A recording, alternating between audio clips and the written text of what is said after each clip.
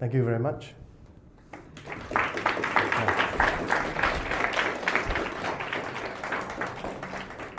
I was tasked to speak for 1.5 hours, but what time is this? Yeah, so it's about 45 minutes. So yeah, so if you have questions, I'm sure there'll be some questions. Please feel free to, yeah. Okay. Yeah, so I'd like to open the floor up now to some questions, any questions at all. I suggest lobbying some difficult ones as well, because Mr. C is very open to answering questions. Yeah. So,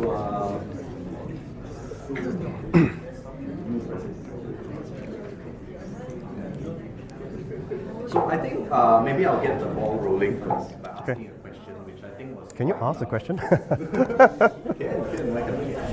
I'm sort of pushing the question based off of in some of the talks that I gave introducing this talk. One of the themes which I think was quite intrigued quite a few people is the subject of postmodernism.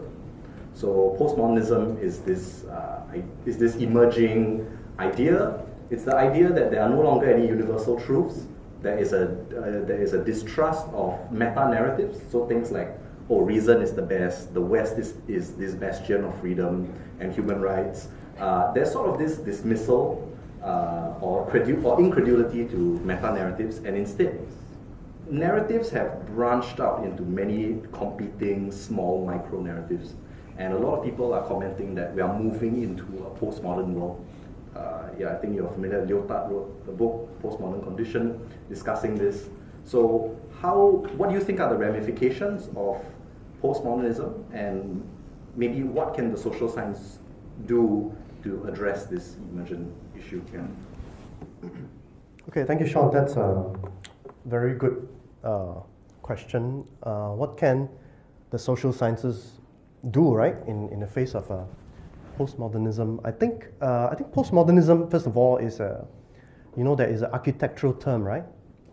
Architectural term. I think probably you are talking about post-structuralism or the tendency, right? Or postmodernism in Lyotard's sense. Lyotard's sense, yeah. Where we distrust meta-narratives, okay? But if we should read Lyotard slightly more carefully, right, instead of the usual presentation, the distrust of meta-narratives does not automatically means that we give up narrative altogether, because there are still local narratives, right?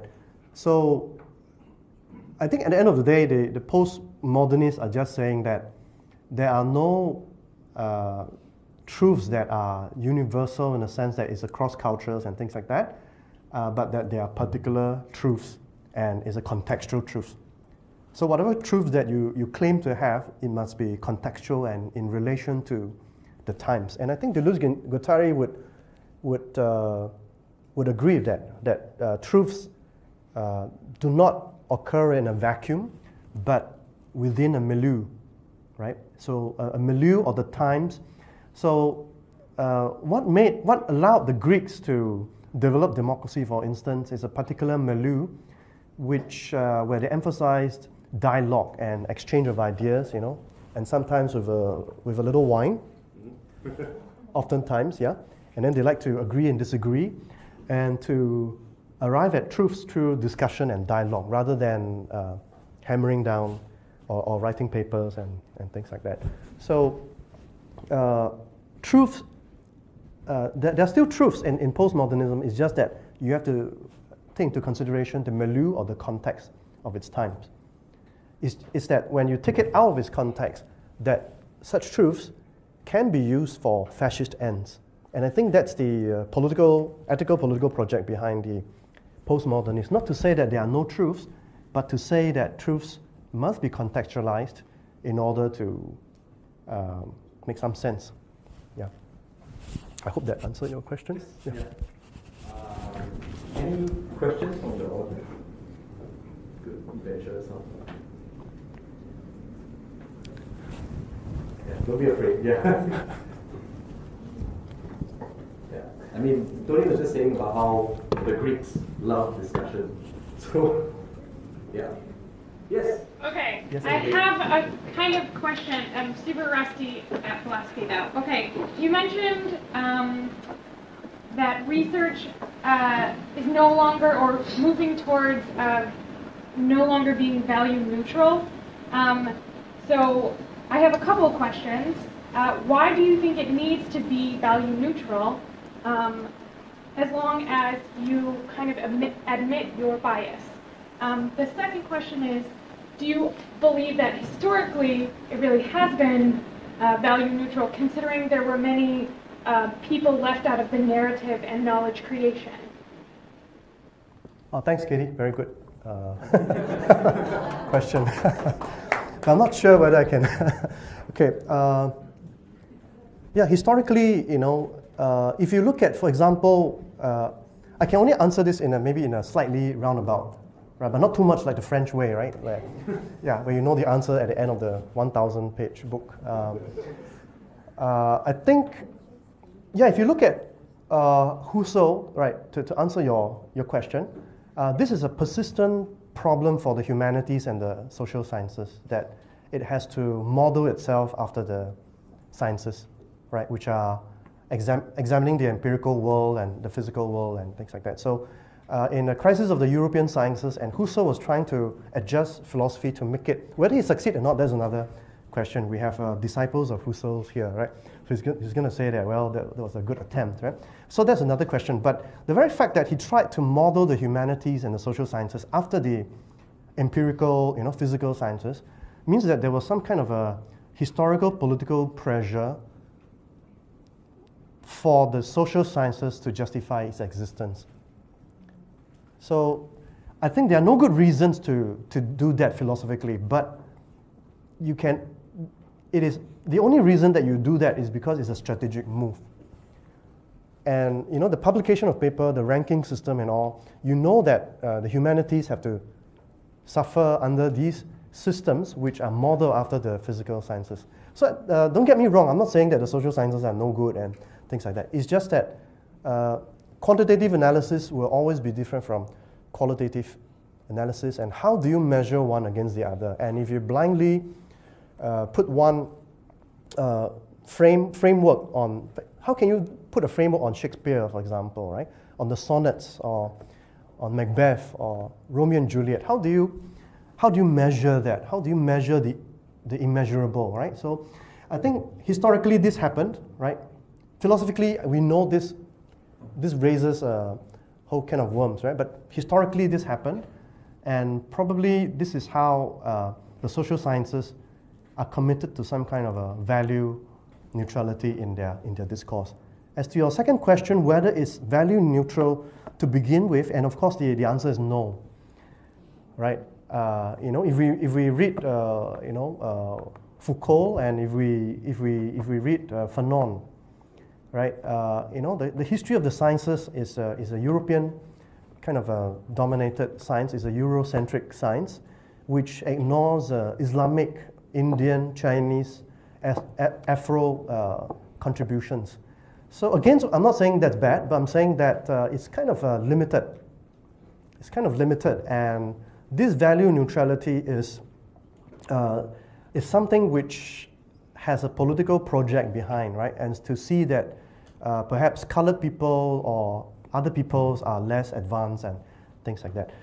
Having said that, I'm still philosophy trained, so I still admire Kant's belief that although elsewhere he has said that black people are less rational, but so we need colored people, So, but I still believe that if we take that away, we can still salvage the idea that rational discourse can promote some kind of a liberal progress, and there's some worth in it. So I choose not to, in response to this Eurocentrism, become an anti-European or anti-West, but to salvage the best of all cultures, all possible cultures, and to make the best of it and to construct something new. And I think this is a delusion project, right? Because if you put yourself in a confrontational position, you will sooner or later become, it's like the communists, right? They defeated the capitalists, right, in China, and then they became the capitalists themselves, right? The Cultural Revolution, Mao, and yeah, but they became more fascist than the capitalist fascists that they were fighting. So I think this is not a positive project, not a joy-giving project, as Spinoza would say, right? So I think the political project today would have to salvage from both East and West what's best, and to be careful of some of the loopholes, and to move forward from there. Whether we succeed or not, we can't say beforehand, right? And this is the future. But to keep it open, we need to engage in this project. Yeah, I hope that answered your question. Thanks. Yes, we have a Yeah. question.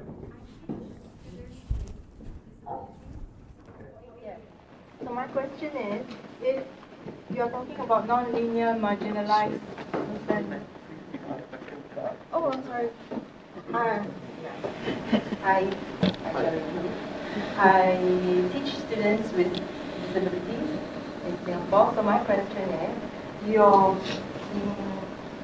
without intending to fit your case, it's more like a question of value neutrality. Where does that come into play when the opinions of feeble minds are slowly formed at, say, 13 years old, atypical adult, young mind? What's your take on that? I'm sorry, you're saying young minds value neutral, or could you? Are you talking about Piaget or something like that? Educational philosophy? Or? Necessarily, but just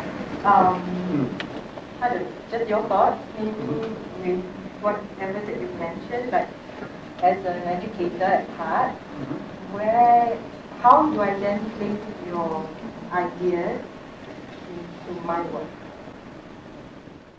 Okay, first of all, what kind of disability are you talking about? Because it has to be contextualized. Is it physical, or is it mental, or there's all kinds? Yeah? So I've got ASD, CP, and GTD,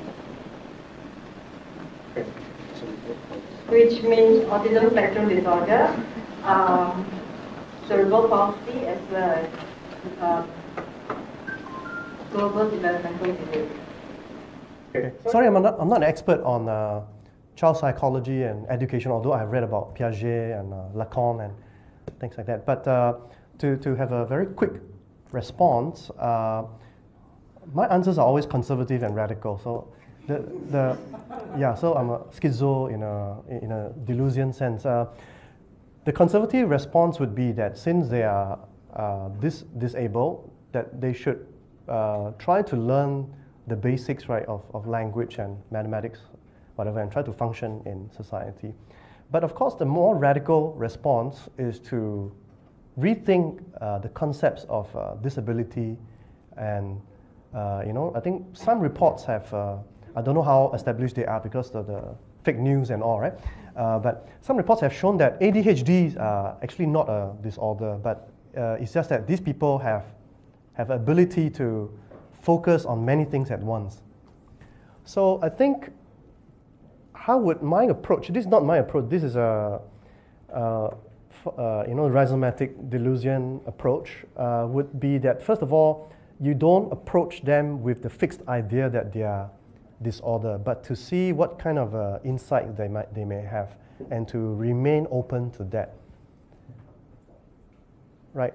I think the history of the 20th century, a lot of discourse is basically about discrimination, and discrimination begins with stereotypes. Stereotypes begin with prejudice. Prejudice begins with a very basic human trait in human social psychology of making heuristics. Right. So we cannot live without heuristics, but these heuristics can sometimes prevent us from being open to other forms of life. So so maybe it's not to begin by saying that they are disabled, but what are they able to do? Okay. We have another question out here. Overly intellectual questions are not allowed. Just kidding. Okay. Thank you for Yeah. the talk. Yeah. And I have a question. I need to go first to previous question. So it is that you mentioned deterritorialization and reterritorialization. So from how I understand it, deterritorialization is related to the definition of tradition that you mentioned, and reterritorialization is related to what is constructed based on the definition, right? And so you also mentioned that we do something not with a view in mind, that is of the certain KPI, right? So it seems that for a certain one, second one, as long as you deviate, you try to pull it back to the KPI. But the first way of doing things seems to be more to accept surprises, accept unforeseen events. So it is two ways of approaching futures, right? And in relation to a question, right, it's also, at the start you mentioned the social sciences and the presuppositions that the social sciences hold, right? Can you relate both of them together, like the two futures and the difference, how they will relate to social science and the presuppositions, in the sense of, do we engage with social sciences per se, or do we engage with the presuppositions that they do? So thank you. I think that that is a matter, I think, for the university to decide. I think that's a very good question, right? Whether we are to engage with the social sciences or with the philosophy of the social sciences.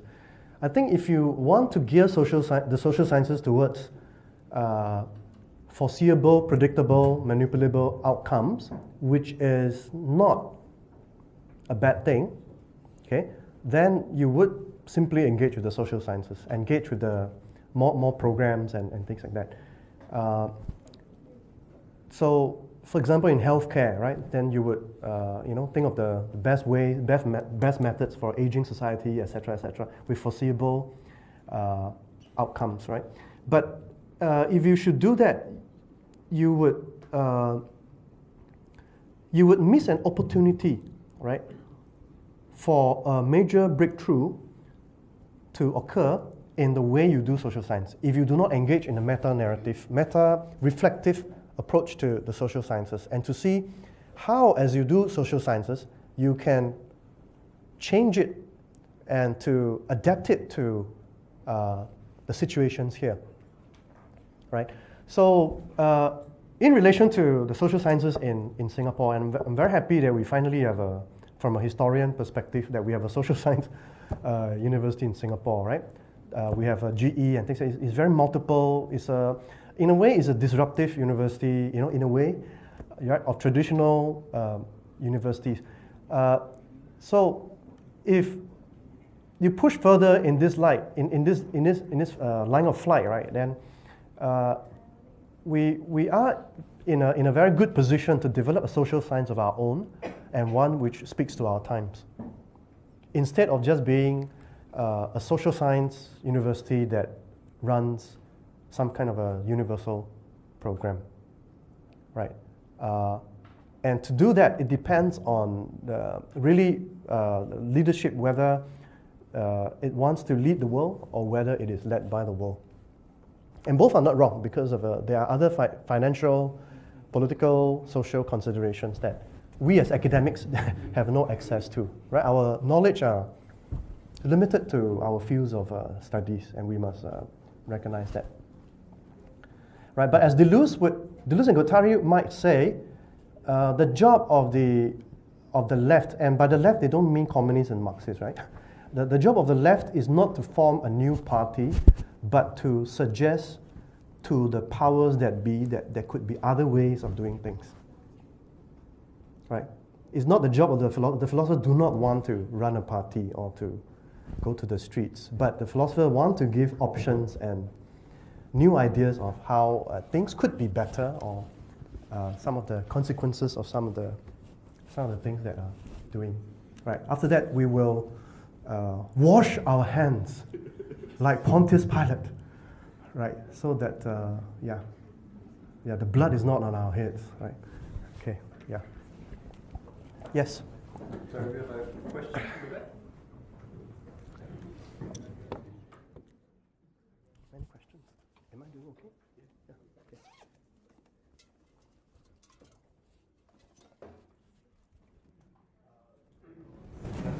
Hi, so just now you mentioned that positive economics, as it is right now, despite its claims to objectivity, is far from objective, which I, as an econ student, I fully agree.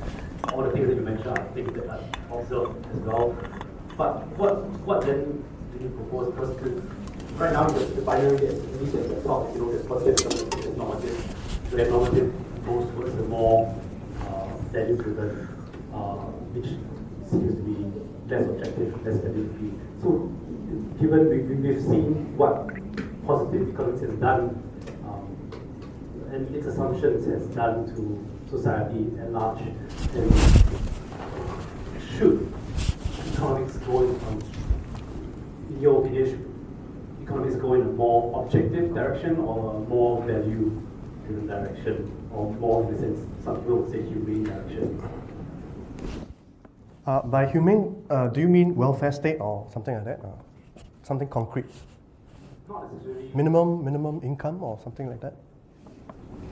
Not necessarily welfare state in a sense, but rather more, I guess, more concern for the individual rather than just the overall prosperity of a society or nation, so to speak. Less utilitarian in a sense. Yeah, well-being versus GDP lah. Okay. I think this dichotomy is a kind of overladen with certain assumptions as well, right? As if we do not need GDP and we need to be like Bhutan, right, and have some kind of a happiness index or something like that, right?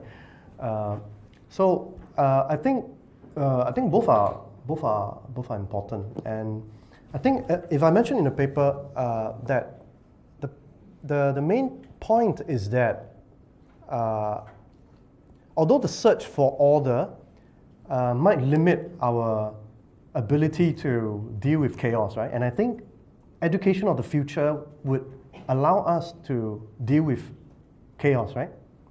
With more disruption, because even the government is talking about disruption and change, right? So I think the education of the future should allow us to deal with the future. And the recognition that the social sciences do not have a claim, not just social sciences, but all kinds of sciences do not have objectivity or value neutrality as one of its as characteristics, does not merit that we abandon the social sciences, right? Deleuze and Guattari makes it very clear, right, that the fact that there is no subject-independent truth does not mean that there are no truths that are dependent on the subject. So they largely would support a constructivist view of the social sciences. So long as we treat our social sciences as a heuristic device, always open to change, right, and to disconfirmation by phenomena, and I think that's all right.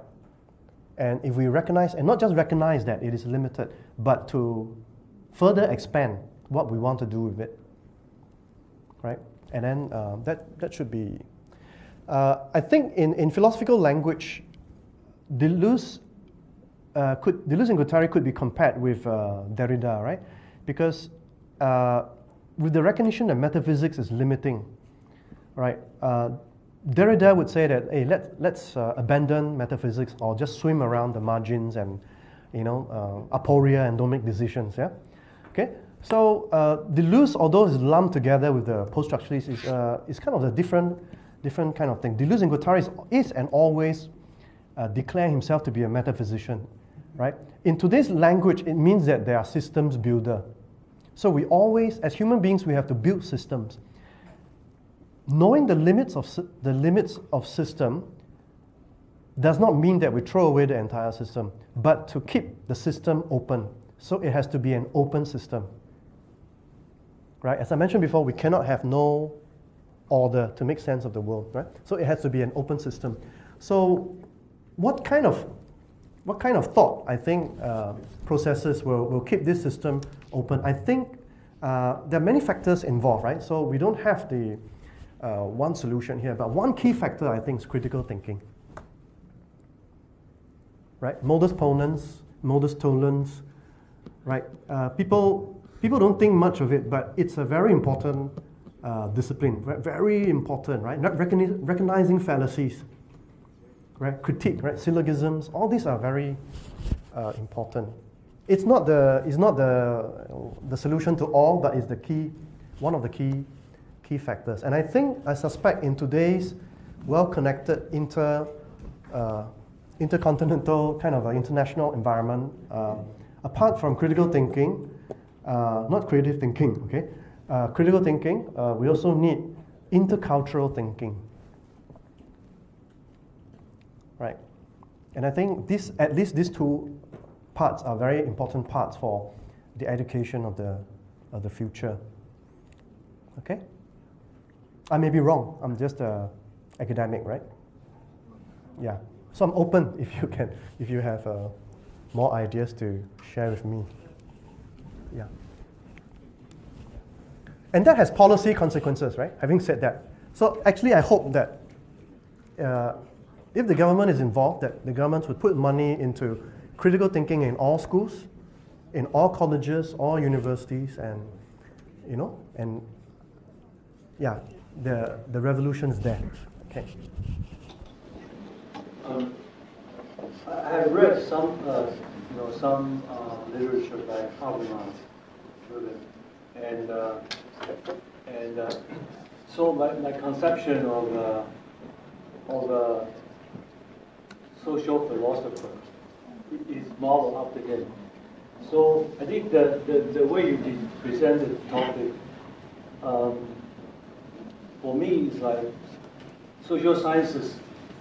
They are scientists performing the scientific research, natural philosophy, politics, and so on. And then you were talking about actually there's a methodology for doing correct social science research, which is open-minded, search for order, but also look for chaos. But I would not say the same thing about Habermas and his approach. So I'm just wondering, well, I think maybe then that if the two are distinct, then we're talking about a class of social scientists or sociologists. They may not be social scientists. I'm not sure whether you equate it to sociologists who themselves are philosophers. So they also talk about social theory, and the whole thing that they do is philosophy. Yeah. So I guess that's my question. So how would you categorize people like Habermas, who's doing social science and has a lot of impact in terms of political, like civil societies, and then you talk about later on about justice, political science.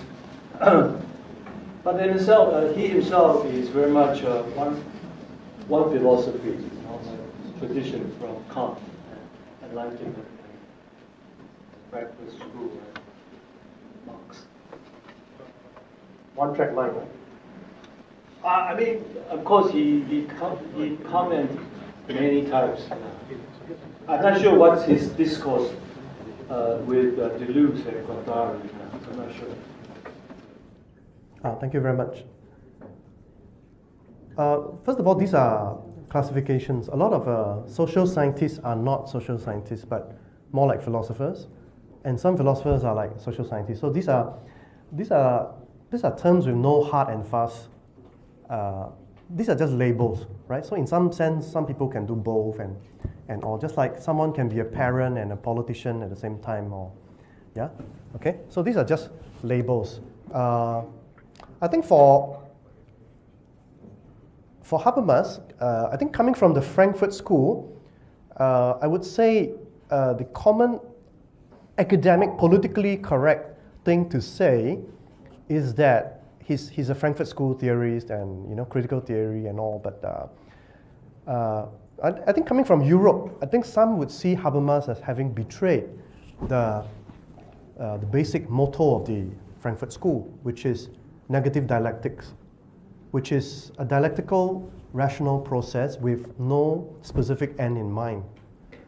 Whereas Habermas would say that, through rational discourse, right, the rational actors will be pressured socially and then to arrive at some kind of a consensus and eventually some common future. So he believes in dialogue and discussion. Habermas is a hot topic in IR, right? A lot of bureaucrats, international relations people like Habermas.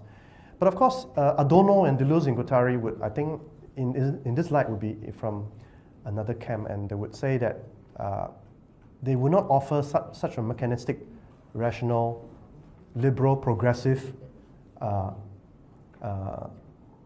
confidence that dialogue alone will arrive at the goal. Okay, so I think in that sense he's more of a social scientist than a philosopher. I think my definition of philosopher would be somewhat linked to Aristotelian in a sense that you must keep things, you know a lot of stuff, but you keep things open. You allow for surprises. You allow for things that are beyond your capture, beyond your calculations, right? And I think that's a very important, I wouldn't call skill because it sounds too mechanical. Yeah, it's not something we can just put in a factory and then train people who can recognize this. But it's something it is something you can cultivate. It is not something that can be taught. I think it is something that could be caught. If you study philosophy and the social sciences together, it's something that you need to catch. It's something like baseball. You can't say you have to swing the bat at this precise. It's a matter of catching the drift kind of thing. Yeah. Whereas the social sciences that underpins a lot of policy today, it is like it's a very clear-cut kind of thing, but in real life it's not so clear-cut.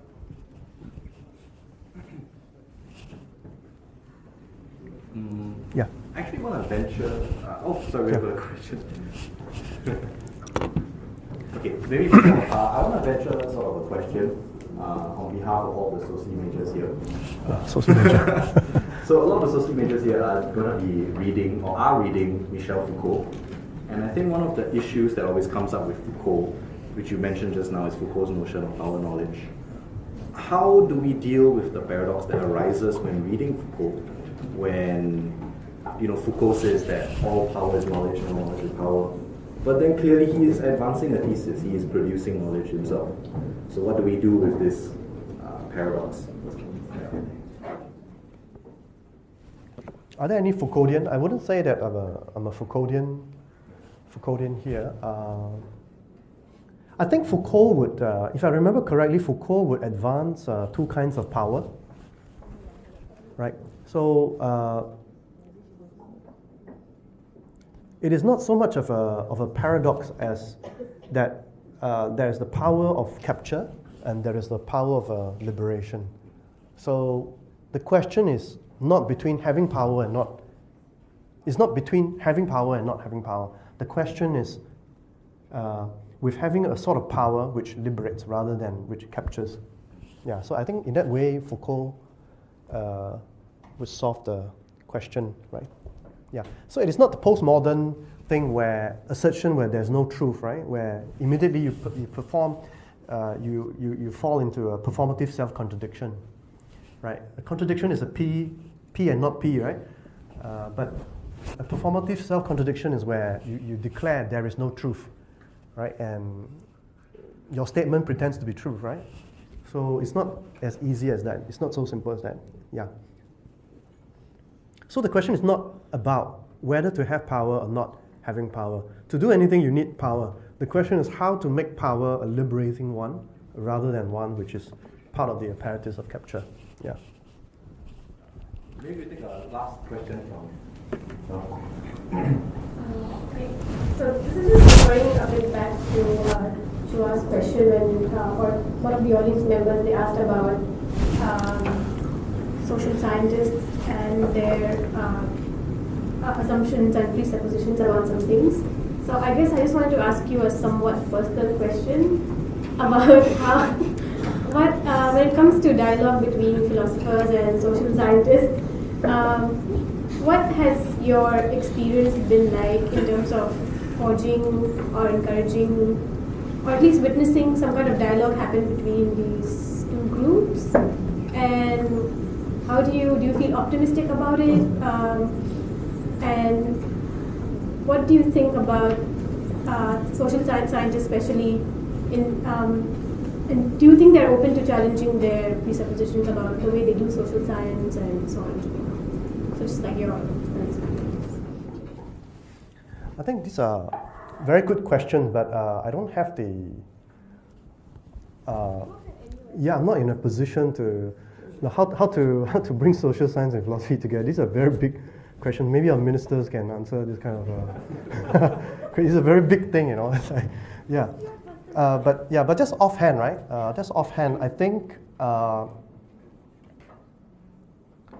think instead of asking how do we bring the social sciences and philosophy together, which I think is quite difficult, right? Idealistically, I would say that let's do it, but it's actually more difficult.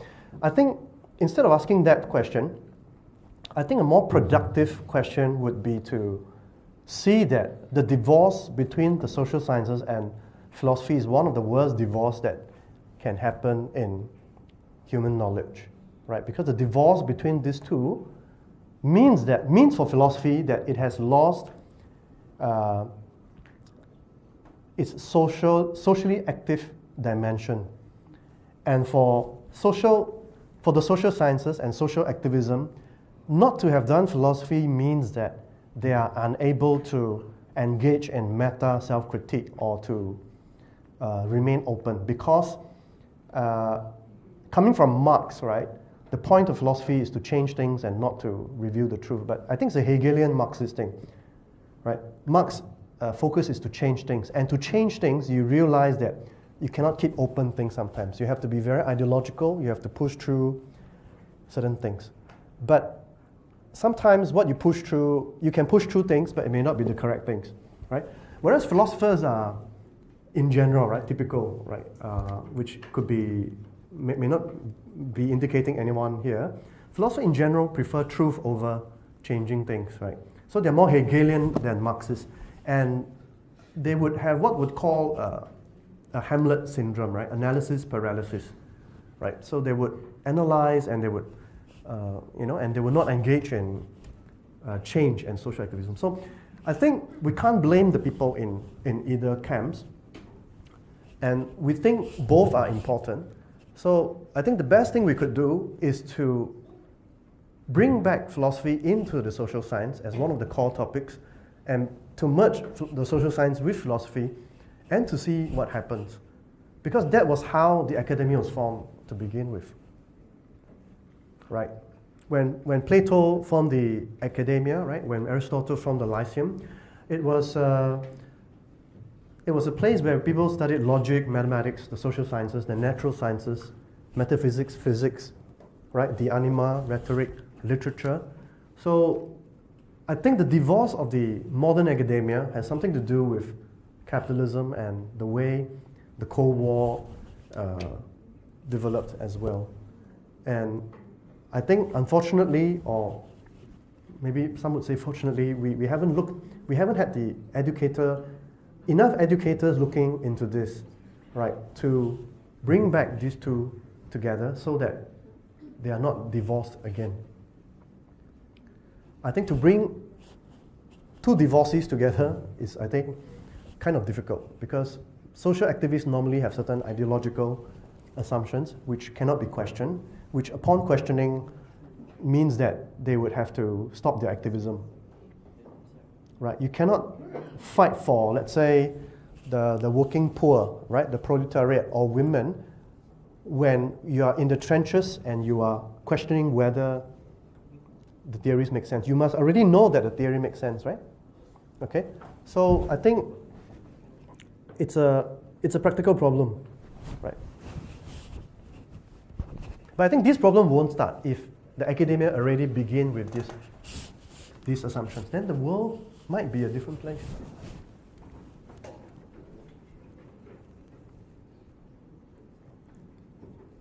Are there any last burning questions? Oh, okay. Surprise. Event.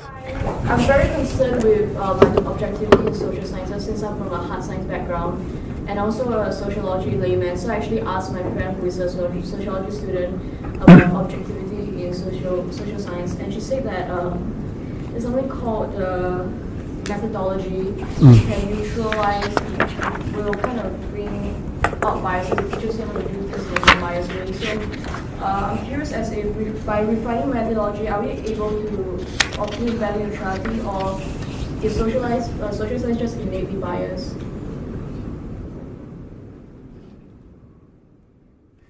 That's all? Okay, I think if you look at Max Weber, since we're talking about sociology, right? Max Weber's book, The Methodology of the Social Sciences, right? The selection of data, what to look at, okay? In short, in layman's term, what to look at, the theoretical framework you adopt to look at it, right? And the outcome and how you measure it. All this presumed to be value neutral, but they are in fact already value laden. Just to give an example, right? If I look at Singapore, right, and if I come to Singapore and I look at all the beautiful buildings, okay, and then I want to write a report, on the aesthetics of modernist buildings in Singapore, right? And then I'll do a research and et cetera, et cetera. So my report will come out in one way, right? Okay? But if I come to Singapore and I look at the urban poor, right? What economists call structural unemployment, right? In fact, could be a father or mother divorced with 5 children, right? Abused by their dads or something like that, and then could not find employment, surviving on $5 a month, okay? I would see a different picture. So the selection of data, why do I choose to look at something, is already value laden to begin with. This is just layman kind of, I guess, in a short time, right? Why do I choose to look at one thing rather than another thing? Why do I choose one methodology over the other methodology? Implicitly, the social scientists say that it is all an objective enterprise, right? But what post-structuralist is trying to say, is trying to tell you, is that your selection of data, methodology, and the outcome is already value laden. It is merely a fleshing out of your innate ethical, I can't say intuition because we have left Aristotle behind, but it is some kind of an ethical, political intuition that you already see. So it is not value neutral. But this may not be a bad thing, the good news, right? Right? This may not be a bad thing because value objectivity oftentimes hide social and political agenda. If you read feminist, post-colonial, all kinds of this discourse, right? So value neutrality, objectivity, in fact hides a lot of ethical, political agenda. It is better to flesh them out and to fight for a better tomorrow. All right. Okay? Okay. If there are no further questions, then I would like to invite our Vice President Yang Chong to present the token of appreciation to our speaker. Okay.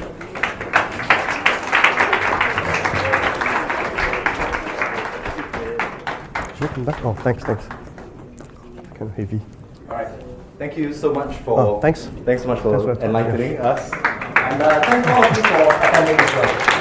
Thank you. I think there's still food outside. You all can